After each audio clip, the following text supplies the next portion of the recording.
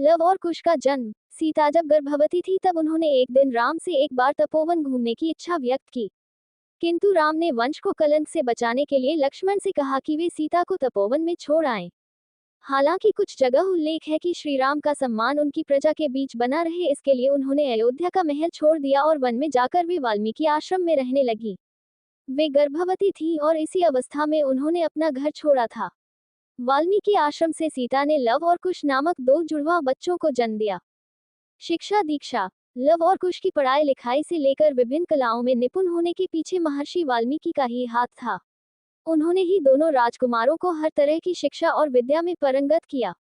वाल्मीकि ने पढ़ाई रामायण। महर्षि वाल्मीकि ने लव और कुश को रामायण भी पढ़ाई थी। कहते हैं कि लव और कुश को बहुत समय तक ये ज्ञात नहीं था कि उनके पिता प्रभु श्री राम हैं। राम से लड़ाई। कहते हैं कि एक बार श्री राम ने अश्वमेध यज्ञ किया और यज्ञ का श्वेत अश्व घोड़ा छोड़ दिया। घोड़ा जहां जहां जाता था वहां के राजा अयोध्या की अधीनता स्वीकार कर लेते या युद्ध करके पराजित हो जाते थे। ये घोड़ा भटकते हुए जंगल में आ गया। वहां लव और कुश ने इसे पकड़ लिया। घोड़ा पकड़ने का अर्थ है अयोध्या के राजा को चुनौती देना। राम को जब ये पता चला कि किन्हीं सुकुमारों ने घोड़ा पकड़ लिया तो पहले उसका आशय जानने के लिए दूत भेजे। जब ये पता चला कि लव और कुश घोड़ा छोड़ने को तैयार नहीं है और वे चुनौती दे रहे हैं तो श्री राम के भाइयों भरत, शत्रुघ्न और लक्ष्मण के साथ लव कुश का युद्ध हुआ, लेकिन सभी भाई पराजित होकर लौट आए। ये देखकर श्री राम को खुद ही युद्ध करने आना पड़ा, लेकिन युद्ध का कोई परिणाम नहीं निकला। तब राम ने दोनों बालकों की योग्यता देखते हुए उन्हें यज्ञ में शामिल होने का निमंत्रण दिया। नगर में पहुंचकर लव और कुश ने राम की गाथा का गुणगान किया और दरबार में उन्होंने माता सीता की व्यथा कथा गाकर सुनाई। ये सुन और देखकर प्रभु श्री राम को ये पता चला गया कि लव और कुश उनके ही बेटे हैं। उन्हें तब बहुत दुख हुआ और वे सीता को पुनः राजमहल ले आए। लव और कुश का राज्याभिषेक। भरत के दो पुत्र थे, ताक्ष और पुष्कर। लक्ष्मण के पुत्र चित्रांगद और चंद्रकेतु और शत्रुघ्न के पुत्र सुबाहु और शूरसेन थे। मथुरा का नाम पहले शूरसेन था। लव और कुश राम तथा सीता के जुड़वा बेटे थे। जब राम ने वानप्रस्थ लेने का निश्चय कर भरत का राज्याभिषेक करना चाहा तो भरत नहीं माने। अतः दक्षिण कोसल प्रदेश छत्तीसगढ़ में कुश और उत्तर कोसल में लव का अभिषेक किया गया। राम के काल में भी कौशल राज्य उत्तर कौशल और दक्षिण कोसल में विभाजित था।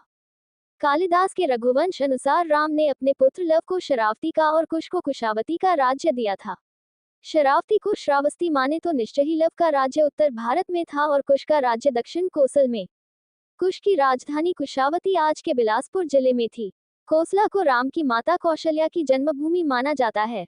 रघुवंश के अनुसार कुश को अयोध्या जाने के लिए विंध्याचल को पार करना पड़ता था। इससे भी सिद्ध होता है कि उनका राज्य दक्षिण कोसल में ही था। लव और कुश के वंशज। राजा लव से राघव राजपूतों का जन्म हुआ, जिनमें बरगुज, जयास और सिकरवारों का वंश चला। इसकी दूसरी शाखा थी सिसोदिया राजपूत वंश की, जिनमें बेछला, बैसला और गहलोत गुहिल वंश के राजा हुए। कुश से कुशवाह कछवाह राजपूतों का वंश चला।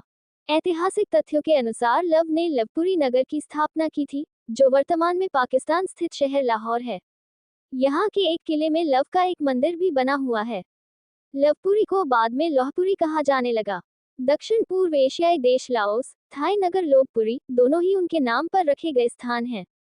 राम के दोनों पुत्रों में कुश का वंश आगे बढ़ा तो कुश से अतिथि और अतिथि से निषधन से, नभ से, पुंडरिक से, क्षेमंध्वा से, देवानिक से, अहिनक से, रुरु से, पार्यात्र से, दल से, छल से, उत से, वज्रनाभ से, गण से, व्युषिताश्व से, विश्वसह से, हिरण्यनाभ से, पुष्य से, ध्रुव संधि से, सुदर्शन से, अग्रवर्ण से, पद्मवर्ण से, शीघ्र से, मरु से, प्रयुश्रुत से, उदावसु से, नंदिवर्धन से, सकेतु से, देवरात से, बृहदुत से, महावीर्य से, सुधृति से, धृष्टकेतु से, हर्यव से, मरु से, प्रतींधक से, कुतिर्थ से, देवमी से, विबुध से, महाधृति से, कीर्तिराज से, महारोमा से, स्वर्णरोमा से और ह्रस्वरोमा से सीरध्वज का जन्म हुआ। कुश वंश के राजा सीरध्वज को सीता नाम की एक पुत्री हुई। सूर्यवंश इसके आगे भी बढ़ा, जिसमें कृति नामक राजा का पुत्र जनक हुआ, जिसने योग मार्ग का रास्ता अपनाया था। कुश वंश से ही कुशवाह, मौर्य, सैनी, शाक्य संप्रदाय की स्थापना मानी जाती है। एक शोधानुसार लव और कुश की 50वीं पीढ़ी में शल्य हुए, जो महाभारत युद्ध में कौरवों की ओर से लड़े थे। यह इसकी गणना की जाए तो लव और कुश महाभारत काल के 2500 वर्ष पूर्व से 3000 वर्ष पूर्व हुए थे।